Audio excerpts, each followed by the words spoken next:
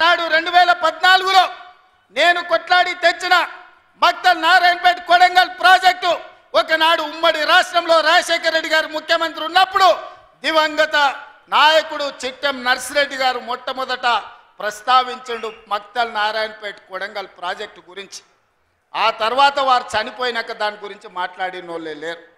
మళ్ళీ 2009లో కొడంగల్ ఎమ్మెల్యేగా నేను బాధ్యత తీసుకున్న తర్వాత ఆ కాగితాలు వెలికి తీసి నేను కొట్లాడి 2014లో ఈరోజు నా మక్తల్ నారాయణపేట కొడంగల్ ప్రాజెక్టు తీసుకొచ్చిన. ఆనాడు 1500 కోట్ల రూపాయలతో అంచనా అయ్యింది. 1500 కోట్ల రూపాయలతోని 1,07,000 ఎకరాలకు ప్రాజెక్టు కట్టడానికి అనుమతులు తెచ్చిన. 10 ఏళ్ళు నా మీద కక్షతోని పాలమూరు మీద పగతోటి చంద్రశేఖరరావు ఈ ప్రాజెక్టును పక్కన పెడితే ఈరోజు నేను వచ్చిన తర్వాత తిరిగి వాటిని దుమ్ము దులిపి పనులు మొదలుపెట్టిన.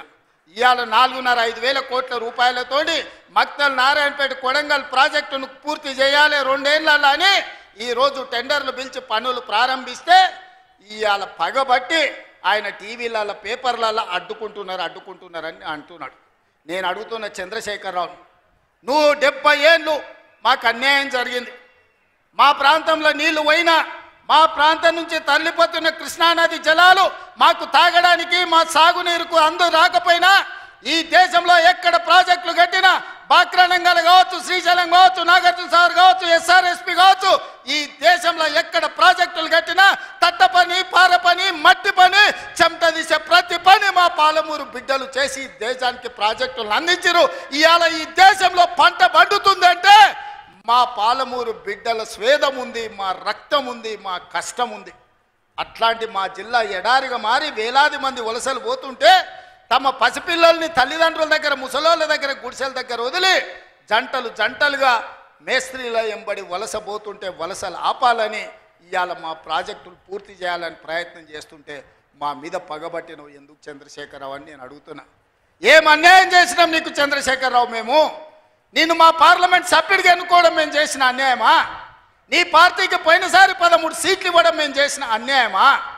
ఏం అన్యాయం చేసినామని ఇవాళ మా జిల్లాల ప్రాజెక్టులను అంటుకుంటున్నావు? ఈ 10 ఏళ్లలో నువ్వు పాలమూరు రంగారెడ్డి ఎత్తిపోతలు పూర్తి చేసినుంటే ఇవాళ చంద్రబాబు నాయుడుతో పంచాయతీ ఎందుకు వస్తుండే? ఆనాడు నువ్వు వైఎస్ రాజశేఖర రెడ్డి ముఖ్యమంత్రి ఉన్నప్పుడు ఆనాడు పోతిరెడ్డిపాడు పక్క 4,000 క్యూసెక్స్ నుంచి 40,000 క్యూసెక్లకు పెంచింది. రాజశేఖర రెడ్డి గారికి ఊడిగం చేసింది. రాజశేఖర రెడ్డి చెప్పులు మోసి కృష్ణానది జలాలను రాయలసీమకు తరలించడానికి అనుమతించింది సన్నాసివి నువ్వు కాదా చంద్రశేఖరరావు? ఆనాడు నువ్వు ఊడిగం చేసి రాజశేఖర రెడ్డి పోతిరెడ్డిపాడు ద్వారా నీళ్లు తరలించకపోయాడు కృష్ణానది జలాలు.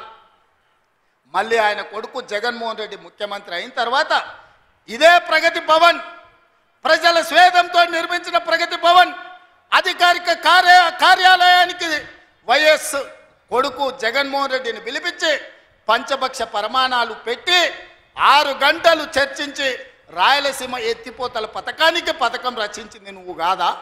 ఇది ద్రోహం కాదా? ఆనాడు రాజశేఖర రెడ్డితో కలిసి పోతిరెడ్డిపాడు ద్వారా కృష్ణానది జలాలను సీమకు తరలించకపోతుంటే హారతిచ్చింది నువ్వు కాదా?